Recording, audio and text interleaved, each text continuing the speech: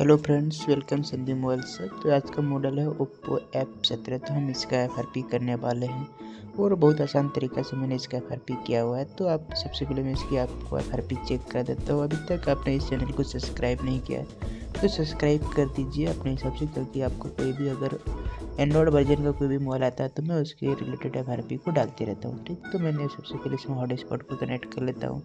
और लाइक आप वीडियो को कीजिए, क्योंकि आप वीडियो को लाइक नहीं करते आपका काम हो जाने के बाद। मैं ये चीज़ नोट करता हूँ। और ना ही चैनल को सब्सक्राइब करते आपका काम होने के बाद क्या हमें चाहिए, एक लाइक एक सब्सक्राइब। तो थैंक्स। और हो सके तो एक अच्छा सा कमेंट कर दीजिए, तो क्योंकि हमें भी लगे कि ना हम वीडियो अच्छी तरीके से बनाते हैं। मैं इस वजह से वाईफाई कनेक्ट करने में ये हमारा ऊपर जो है वहाँ पे टच वर्क नहीं करता।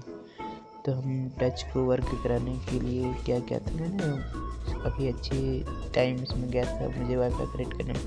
तो आप इस वीडियो को वॉच कीजिए और अपना ओप्पो F17 या फिर कोई भी ओप्पो का अदर मॉडल आप इसके हिसाब से क्रिएट कर सकते हैं। ठीक है, तो इसमें ये ऐसा वेट कर लेता हूँ मैं।